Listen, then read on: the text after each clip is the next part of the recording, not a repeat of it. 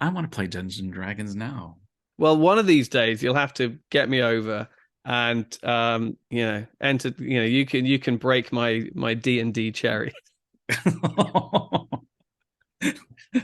Okay, we're not going to use that for the cold open. As I said it, I was like, oh no, that's the cold open, isn't it? Okay, Yeah, yeah, no. No. you can. Even I've got my limits. Uh, You're wonderful to see. You ought to be in pictures. Oh, what a hit. You would Hello, everybody. Welcome back to the be. show. My name is James, joined as ever by my friend Steve. And this episode, we are talking Dungeons and Dragons: Honor Among Thieves.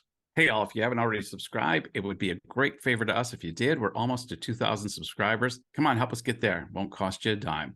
And just as a reminder, here at Deep Dive, we do spoilers. James? Full disclosure, straight away, I've never played Dungeons and Dragons. I have a fairly rudimentary understanding of how it works and what you need to do.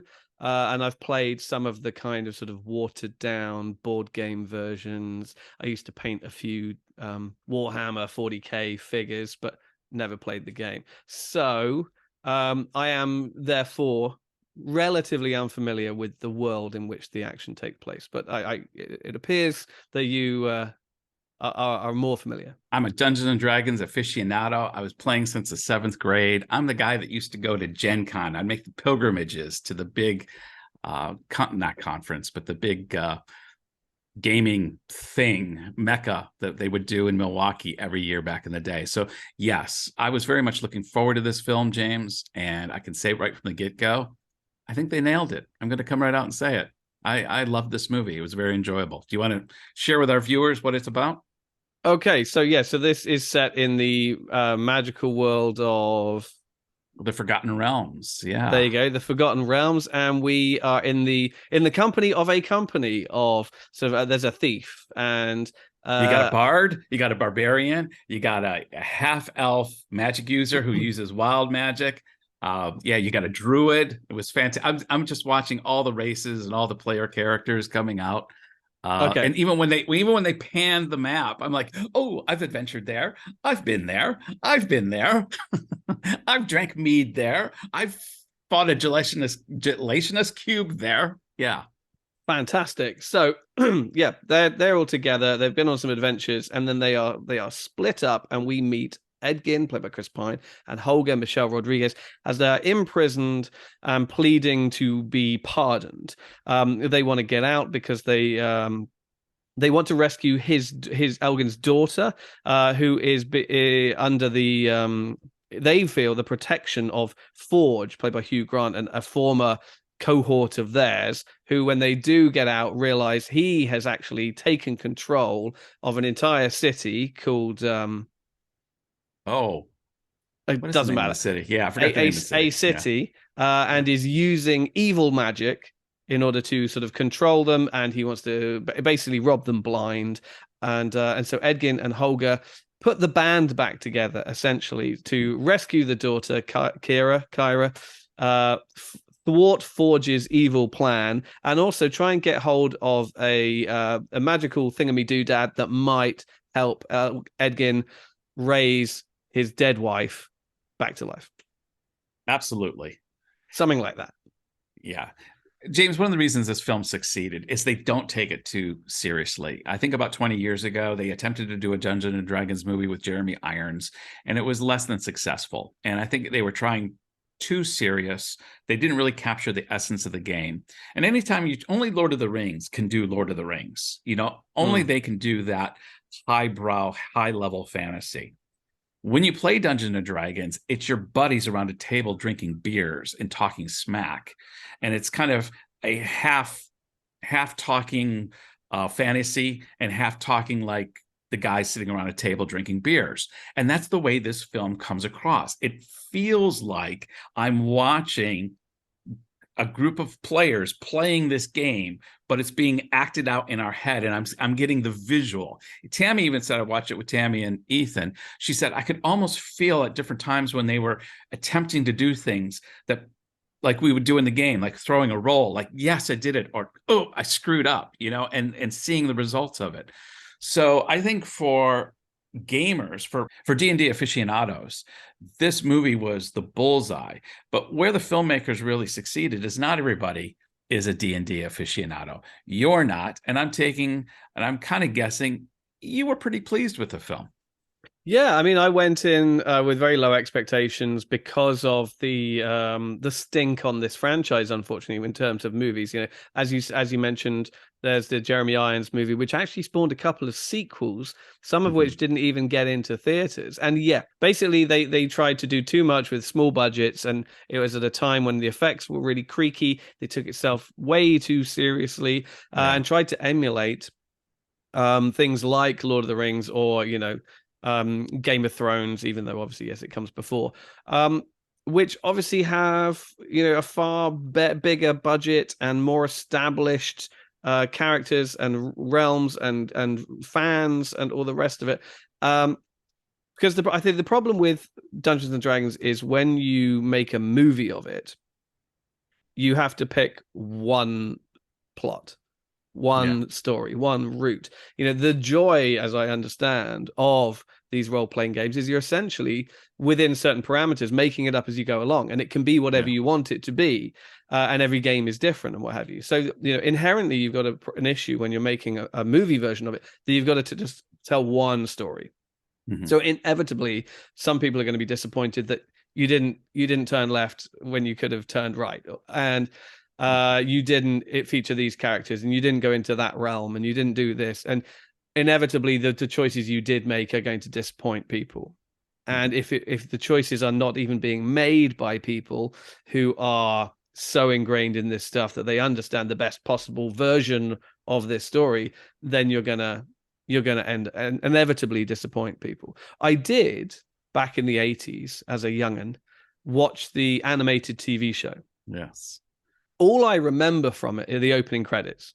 It's a group of friends and they go to the theme park and they go on the roller coaster, and it magics them into a realm where the little Yoda-like dungeon master guy gives them all special powers and what have you. And my understanding is that those characters can be seen in this movie.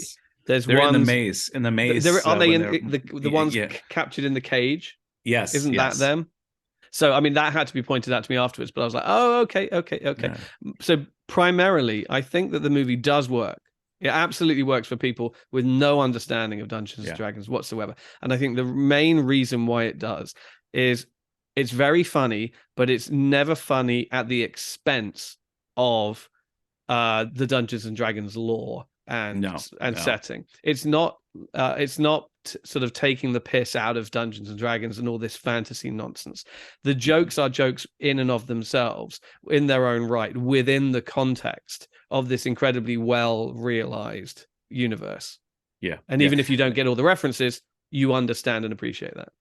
No, when they're fighting the gelatinous cube, at one point when they're stuck inside and they're saying, oh, I'm gonna grab them and just wait for the dong. And I just thought that would be like it would be in a game. The dungeon master would say, okay, your teammate's stuck in there, what are you gonna do? I'm gonna reach in. Trust me, guys. I'm gonna do this. This is gonna work. And it's like I can see this picturing out in my head. And it's almost like they took different encounters that the producers, when they'd actually played the game, and said, we want to film that encounter.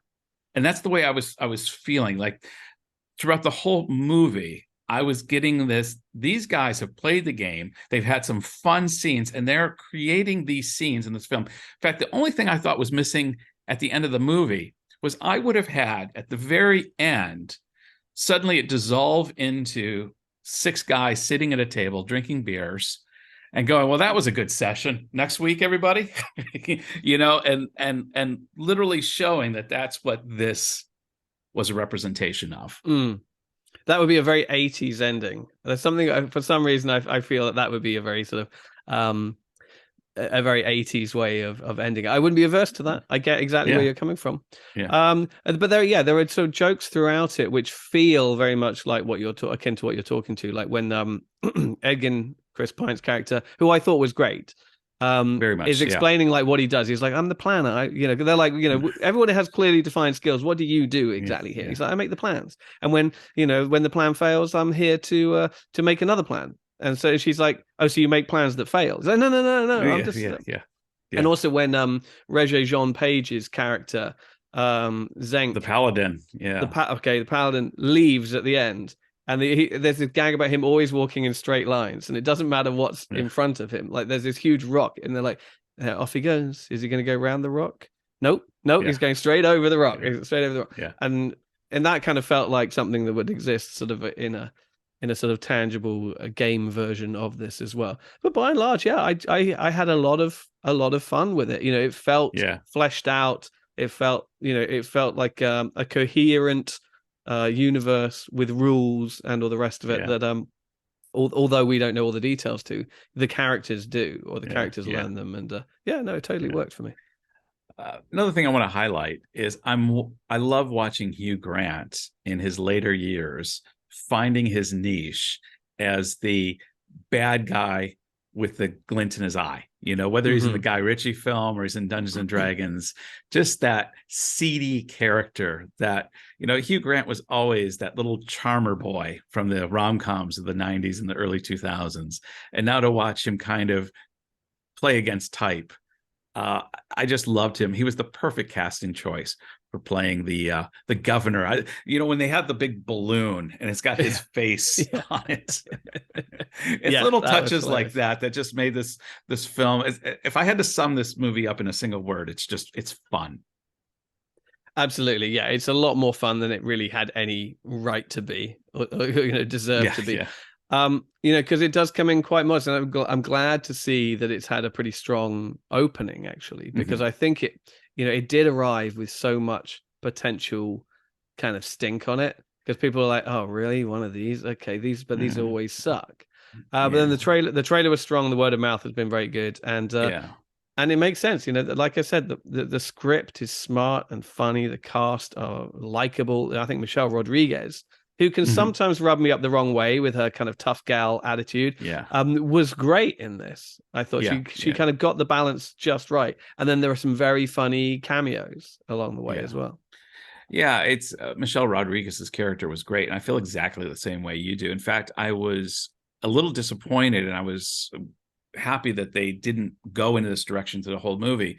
But they seem to have that obligatory scene that I've mentioned to you before that really chafes against me. And that opening scene where they bring in the convict into the cell with Chris Pine and Michelle Rodriguez. And of course, he's acting all testosterone filled with Michelle Rodriguez, and what's coming. And of course, she, kills him, breaks his kneecaps or something. And to me, it's the kind of thing that it's just manufactured to demonstrate that a woman can be as tough as a man. And by doing so, you underscore that you don't trust the character enough. You don't trust Michelle Rodriguez enough that she's going to be able to pull this off just on her own. I mean, you wouldn't have a reciprocal situation where Chris Pine had to prove himself to Michelle Rodriguez. And so it's like in 2023, do we still have to have these concocted scenes to demonstrate that a woman's as good as a man? And that was my initial disappointment when the movie started. And then after that, it got better. Sure. And the sad truth is that the answer is yes, it seems that we do still need to have these scenes, But, and I get what they're doing. They're showing that he's cowardly and he would rather try and talk his way out of a situation and avoid violence, because he's not the strongest guy, clearly in an environment like this. Whereas she is far more, aggressive and faces her challenges head on. And it's like, sure. Yeah, I know, we get that. But I mean, okay. I mean, I thought they did it quickly in the first scene pretty much. And they were like, okay. And just by casting Michelle Rodriguez, what her character is going to be. Again, you don't have to prove it. I think what was the best thing they did with that character was how they completely circumvented your expectations in terms of her romantic Yes. leanings, shall we Her say. fetishes. She has a fetish for the little people. For the halflings. For the wee ones, the Bradley Coopers, as long as they look like Bradley Cooper. It was, yeah, now that was a great bit of stunt casting there where they get Bradley Yeah. Cooper in. But yeah, but just this idea that she's into guys like half her size was hilarious. Well, James, we need an instrument of measurement. How are we going to rate Dungeons and Dragons Honor Among Thieves? Well, it's one of those things, isn't it? This is one of those movies where there are so many thingamabob doodads in the movie. It's like which inarticulate, that's me. Which in what do I mean? Inert. What do I mean? Something that doesn't move. Inert. Inanimate objects. Do you want to choose? I mean, there's the immortality thingy. What's it that they're running around looking for? But is there something a little bit more? There's how many balloons with Hugh Grant's face on them? Okay, yeah, let's do oversized Hugh Grant balloons. How many oversized Hugh Grant balloons are you going to give Dungeons and Dragons? Okay, well, this was a pleasant surprise. You know, as I said, I went in slightly apprehensive. I was like, these movies normally don't work, even though the trailer had been okay. I was very pleasantly surprised. The script really pops. The jokes work. They're not at the expense of the fantasy. They work in tandem with the fantasy. The cast are all, on great form, and it's a really good time. You know, it's obvious that the more you know, the more you're going to get out of this. Mm-hmm. But what was the biggest surprise is going in knowing nothing, you still have a really, really good time. So as a result, I'm going to give it 4 Hugh Grant shaped balloons out of 5. I think we're tacking the same way here. I'm going to give it 4 as well for all the reasons you described. It was fun as a Dungeons and Dragons lover who's been waiting for some kind of cinema representation which honored the game. I just want to say they really nailed it here. It was fun. It was rollicking. I mean, that's the word. It was a rollicking good time. Chris Pine, the whole cast was spectacular. I can't wait. Can Chris Pine get in yet another franchise? This guy just lucks out. And I'm thinking, I can't wait for Dungeons and Dragons, more Honor Among Thieves, or something, whatever the next installment's going to be. Sign me up because I'm there. You want to be part of the fellowship or whatever next time around. That's it. In fact, I want to play Dungeons and Dragons now. Well, one of these days you'll have to get me over and enter. You can break my D&D cherry. Okay, we're not going to use that for the cold open. As I said it, I was like, oh no, that's the cold open, isn't it? Okay. Yeah, no. You can even I've got my limits. But yeah, no, I mean, I'd be very curious to play it one time for sure. Yeah, no, it's a lot of fun, and we're starting to play here as a family a little bit. Oh, cool. Okay. Not all the time, but we played a couple times, and looking to continue that.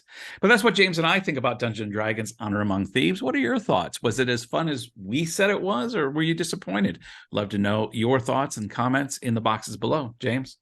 Absolutely, yeah. If you're a D&D aficionado, what was your sort of the deepest cut that you noticed in the movie? I understand that owlbears are a big thing, for example. Mm-hmm. But what else? What were you delighted to see was noticed? And what would you like to see in a potential sequel? Let us know in the comments below. Until next episode. Bye-bye. You're wonderful to see. You ought to be in pictures. Oh, what a hit you would be. Your